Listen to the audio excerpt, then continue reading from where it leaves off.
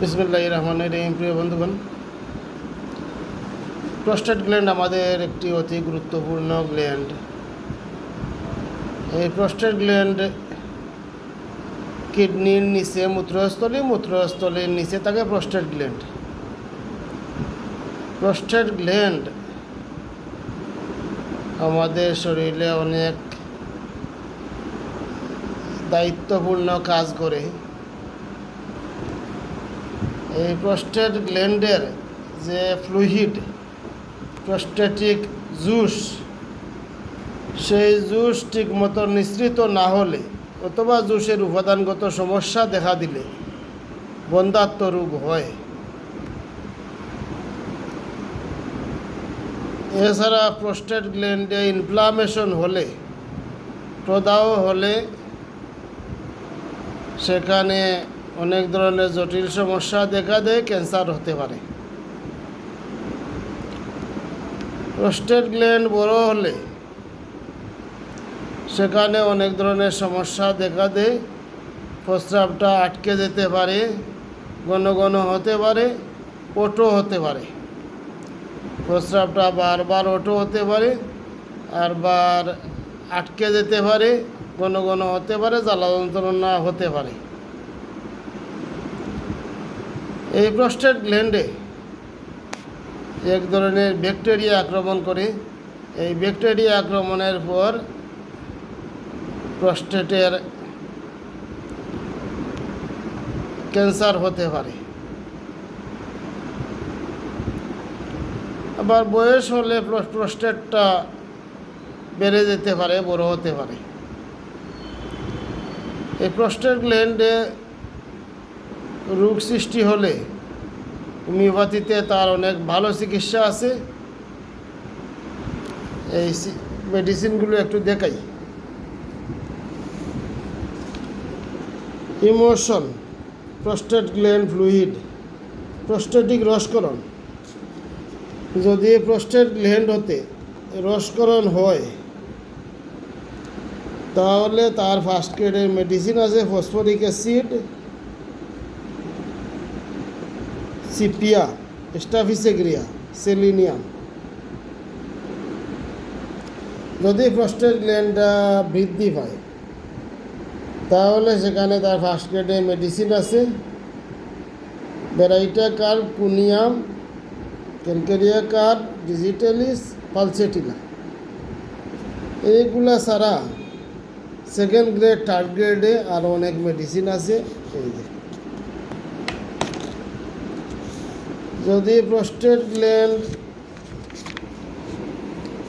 গ্ল্যান্ডে pain হয়, ওটা inflammation হয়, তাহলে তার অনেক মেডিসিন আছে, যেমন allium cepa, alumina, belladonna, ceanothus, conium, capsicum, causticum, pulsatilla, rhus tox, staphysagria, phosphorus, lycopodium. এছাড়া আরও অনেকগুলি মেডিসিন আছে। এইভাবে প্রস্টেট গ্ল্যান্ড যদি ফুলে যায় তারও মেডিসিন আছে, সিলিনাম, সাল, কুনিয়াম, ডিজিটালিস, আয়োডিয়াম, পালচেটিলা, আরও অনেক মেডিসিন। এইভাবে প্রস্টেট গ্ল্যান্ডের বিভিন্ন সমস্যা দেখা দিলে হোমিওপ্যাথিতে আলহামদুলিল্লাহ তার অনেক ভালো চিকিৎসার ব্যবস্থা আছে। এই মেডিসিনগুলো দেখে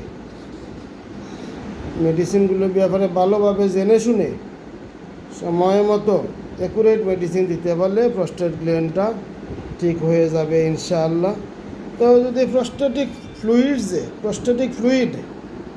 প্রস্টেটিক জুস, ওইটা যদি স্টুল উইথ মলত্যাগকালে বৃদ্ধি হয়, মলত্যাগকালে প্রস্রাবের রাস্তা দিয়ে এক ধরনের লিকুইড বাহির হয়, সেটা হলো প্রস্টেটিক ফ্লুইড, প্রস্টেটিক জুস। ওই রকম যদি হয় তার ফার্স্ট গ্রেডের মেডিসিন হলো conium, nux vom, phosphoric acid, selenium, sepia. এছাড়া সেকেন্ড গ্রেড, থার্ড গ্রেডে আরও অনেক মেডিসিন আছে। যদি ওইটি ফুটা হয়ে ড্রিবলিং, যদি ফুটা হয়ে বের হয় তাহলে ফসফরাস, সেলিনিয়াম ইজিলি, খুব সহজে প্রস্টেটিক ফ্লুইডটা নির্গত হয়। তার মেডিসিন হবে ম্যাগনেসিয়া কার্ব।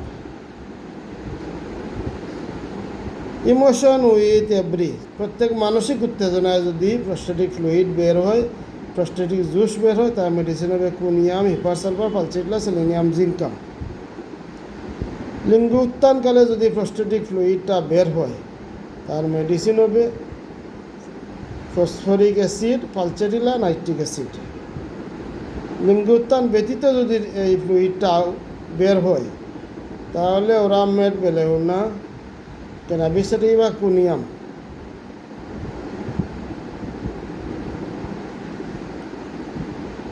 এইভাবে বিভিন্ন অবস্থার উপরে প্রস্টেট গ্ল্যান্ডের বিভিন্ন সমস্যা এবং প্রস্টেট ফ্লুইড আউট হওয়ার বিভিন্ন অবস্থা, এই অবস্থায় হোমিওপ্যাথিতে অনেক মেডিসিন আছে, অনেক লম্বাচূড়া বিষয় সেগুলা।